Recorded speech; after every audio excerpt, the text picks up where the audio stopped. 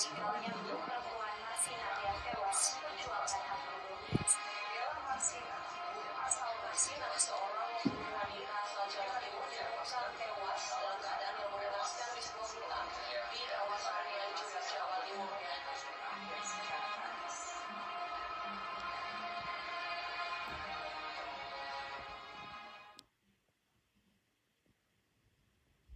Sang Hyang Sukma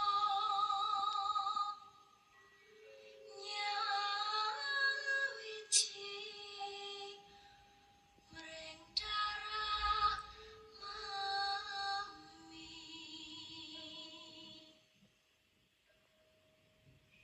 kula katita saka agni lan para danyang ing tanah Jawi sedaya turun mami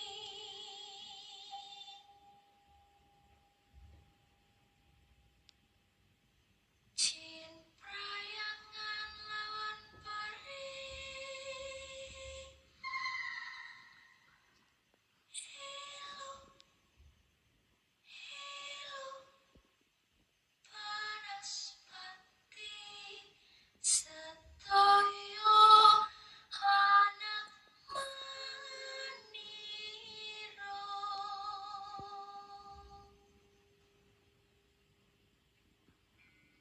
kula katita samiwene warna-warnine Jagat Raya.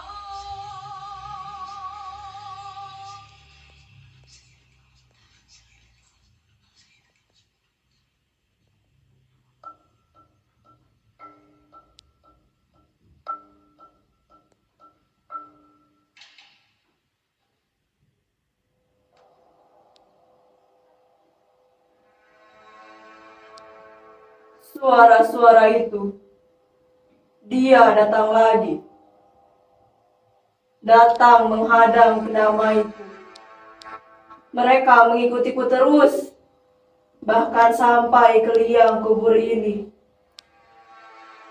Kalau benar kematian adalah tempat menemu kedamaian, lantas kenapa aku masih seperti ini? Terhimpit di tengah pertarungan lama. Kenapa rasa sepi dari luka lamaku masih terasa menggerogoti hati dan perasaanku? 4 tahun aku merasa mati sia-sia. Mereka tiba-tiba kembali mengungkit-ungkit kematianku. Kematian Marsina murni kriminal. Kematian Marsina tidak ada hubungannya dengan pembunuhan guru. Kematian Marsina berlatar belakang dendam. Terus gila. Apa yang mereka inginkan dariku? Mereka menggali tulang-tulangku. 2 kali mereka membongkar kuburanku. Bangsa. Ini yang paling aku benci. Mereka menganggap semua orang bodoh. Mereka menganggap semua orang bisa dibodohi. Aku melihat bagaimana keserakahan terus berlangsung. Para pemilik modal terus mengeruk keuntungan. Para manajer dan pemegang kekuasaan terus-menerus bercengkrama di atas setiap tetes keringatku. Tapi seorang buruh kecil seperti diriku berani membuka mulutnya demi kenaikan upah. Nyawanya akan terenggut.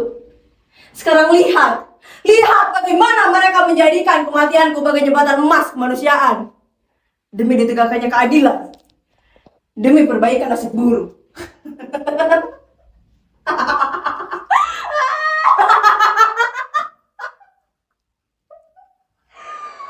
Memperbaiki nasib buruh.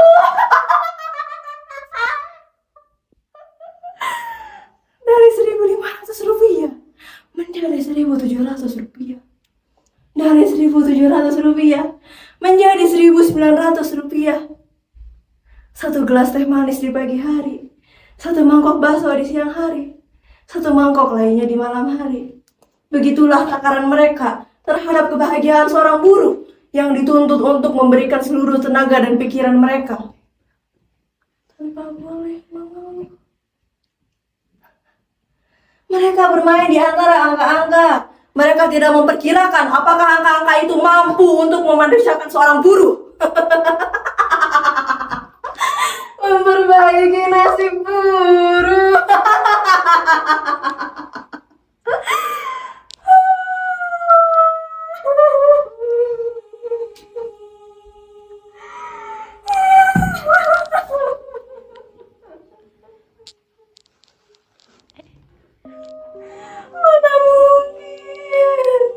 Mana mungkin seorang buruh kecil seperti diriku mampu untuk memanusiakan buruh di tengah bangsa yang sakit ini. Bangsa yang bagaimana yang kalian harapkan aku menyebutnya? Aku mengais-ngais mencari sesuap nasi di sana sambil terus-menerus tersandung dikejar-kejar oleh ancaman-ancaman dan gertakan-gertakan kalian. Aku disiksa di sana. Aku diperkosa di sana. Dibunuh dengan keji. Begitulah kalian mematikanku. Begitulah kalian merenggut seluruh hak hidupku. Demi Tuhan, kemarahan kalian adalah kemarahanku dulu. Harapan dan cita-cita kalian adalah harapan dan cita-citaku dulu. Harapan dan cita-cita yang sebenarnya terlalu sederhana untuk merenggut satu kehidupan.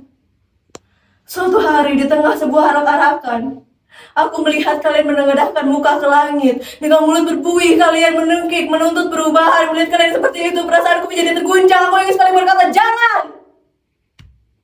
Aku adalah korban dari kemarahan seperti itu. Dan tidak ada satupun dari kita yang bisa mengelak bahwa kematianku adalah lambang kematian kalian semua.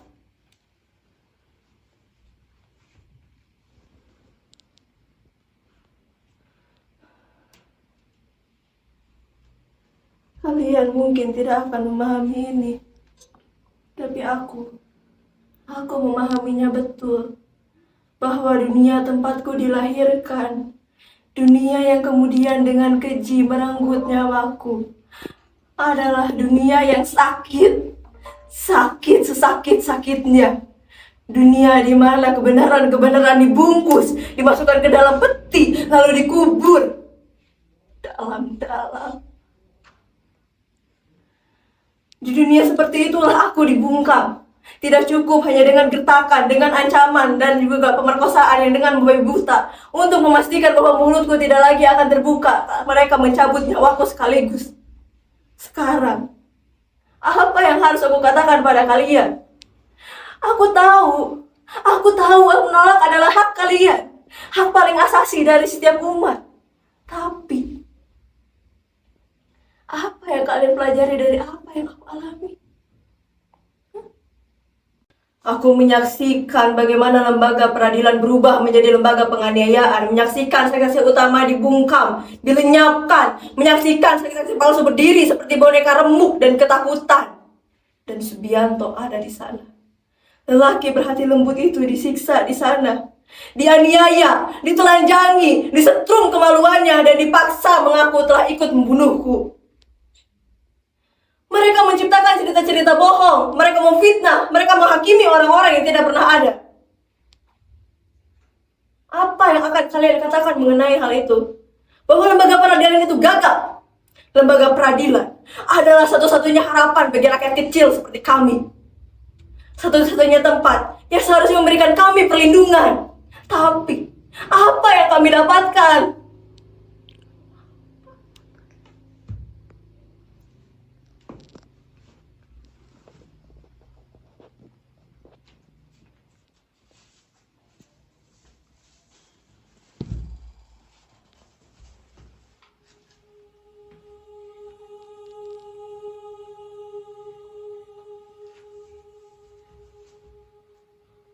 Lagi-lagi ku teringat cerita Kuneng. Gadis malang itu mengingatkanku betapa menyedihkannya menjadi orang tak berdaya. 1 tahun Kuneng berhasil menunda pengosongan Kampung Ijo. Kampung di mana orang tuanya memiliki sepetak tanah kecil hasil cicilan. Bolak-balik Kuneng ke kantor DPR. Dia yakin betul bahwa para wakil rakyat itu mampu untuk membantunya mendapatkan ganti rugi yang lebih layak.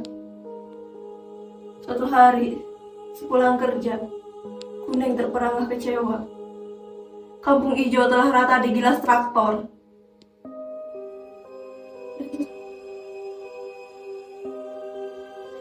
Dan Kuneng akhirnya mati gantung diri.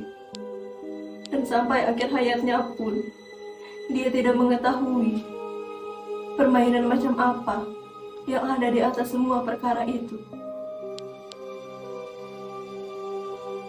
Karena itulah, setiap kali gedung raksasa di Jakarta disorot di layar kaca, perasaanku terperangah kecewa. Katanya gedung itu gedung rakyat. Katanya di gedung itu nasib rakyat dibela. Tapi, apa yang menimpa Kuneng cukup bagiku untuk tidak mempercayai apapun yang ada di dalam gedung itu. Aku menyaksikan bagaimana harkat orang-orang direnggut, menyaksikan rumah-rumah digusur, ibu-ibu menangis. Aku bahkan menyaksikan bagaimana senapan merenggut harga diri dan nyawa. Gedung raksasa di Jakarta tidak laku kenapa-apa selain bungkam.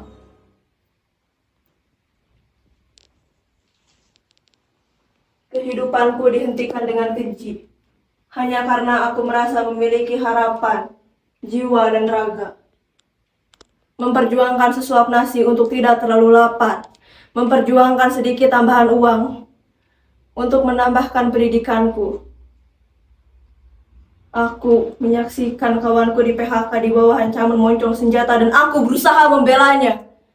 Tapi aku dianggap berbahaya dan layak untuk dibunuh. Kalian tahu apa yang lebih menyakitkan dari semua itu? Kalian menganggapnya sebagai suatu kebenaran. Dan kalian membiarkannya. Aku masih ingat bagaimana perasaan takut itu menyergap diriku. Ketika tangan-tangan kasar mengepungku dari belakang, mengikat kedua mataku kencang, lalu mendorongku masuk ke dalam sebuah mobil.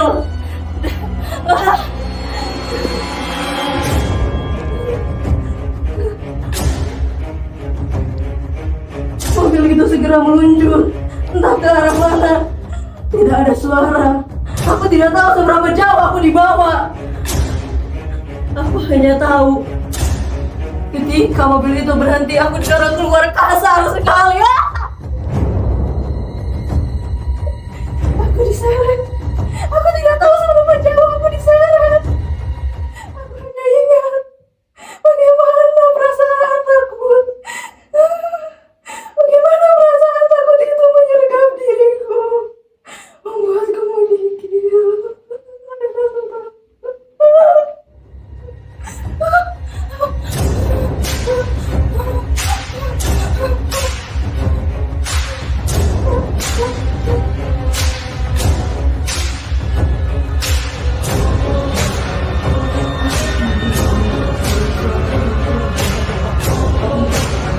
Aku tidak tahu apakah kepalaku membentuk tembok atau sebuah bentukan dipukulkan ke keningku.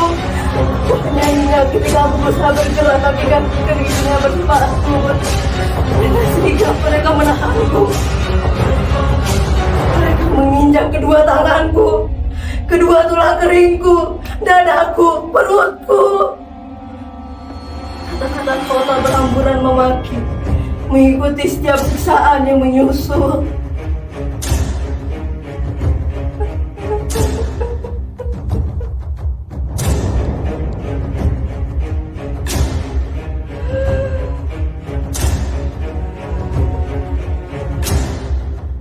Aku tidak tahu berapa kali tubuhku dibanting, kemudian diangkat, dibanting lagi, diangkat lagi, dibanting lagi,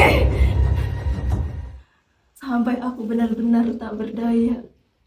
Aku bahkan tidak bisa menggerakkan kedua tanganku. Namun kebiadaban tak mengenal kata puas. Dengan babi buta mereka menggerayangi tubuhku.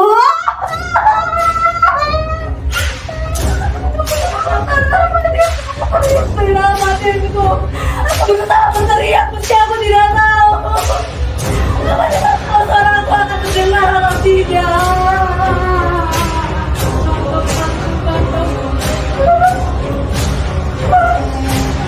Aku bertarung melawan kalian. Kami semua membunuhku.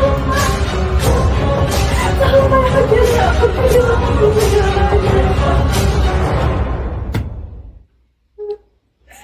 Aku kehilangan suaraku, tenagaku.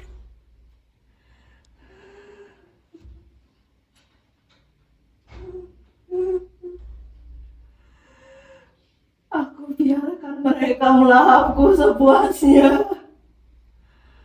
Aku biarkan tulangku diremuk-remukkan dan sebuah benda besar, tajam, keras, yang tidak mampu aku bayangkan apa, dihujamkan masuk ke dalam tulang kemaluanku.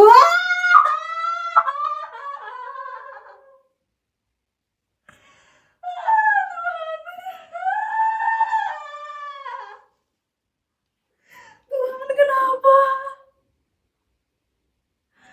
Kenapa harus aku?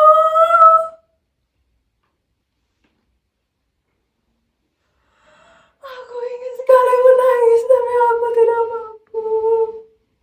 Aku terlalu remuk bahkan untuk meneteskan setetes air mata pun. Darah. Ada darah di mana-mana. Darah itu menghitam dan kotor. Kotor sekali. Darah itu melumuri. Darah itu melumuri pahaku, perutku, pelepotan di lantai, di kaki meja, di pintu.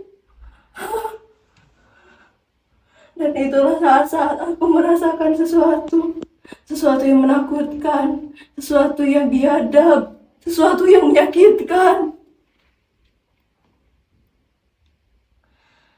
Dan aku sendirian. Aku benar-benar sendirian. Dengan sisa tenaga yang tersisa, aku berusaha untuk bangkit.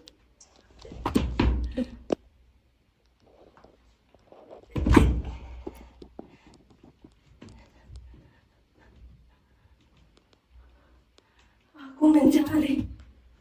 Entah siapa yang aku cari. Entah apa. Ayahku, nenekku, adik-adikku, kawanku, di mana kalian waktu itu? Demi Tuhan, ini tidak layak dialami oleh siapapun. Ya Tuhan, kenapa kau biarkan kebiadaban merobek-robek kesucianku? Kenapa kau biarkan ketidakadilan mengotori harga diri dan hargaku? Kenapa? Kenapa Tuhan?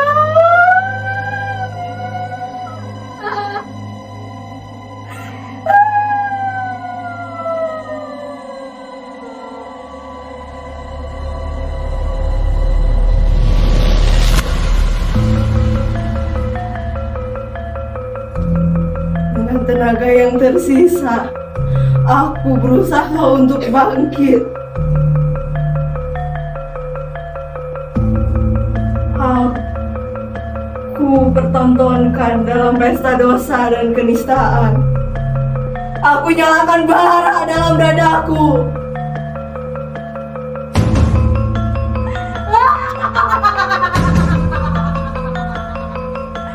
Aku biarkan bara asap itu keluar dari pori-poriku. Api mengaliri seluruh darahku.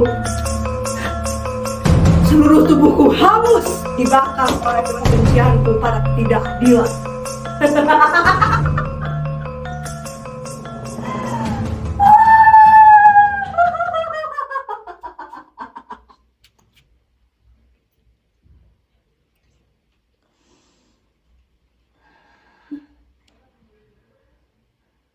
Sebenarnya tidak ada yang aneh. Tidak ada yang aneh dengan apa yang menimpaku atau menimpa ribuan orang lainnya. Atau bahkan jutaan lainnya yang senasib denganku. Kami adalah anak-anak bangsa ini. Sebuah bangsa yang korup. Sebuah bangsa di mana kekuasaan adalah segalanya. Sebuah bangsa di mana apapun halal demi kekuasaan. Namun kepadamu semua aku peringatkan bahwa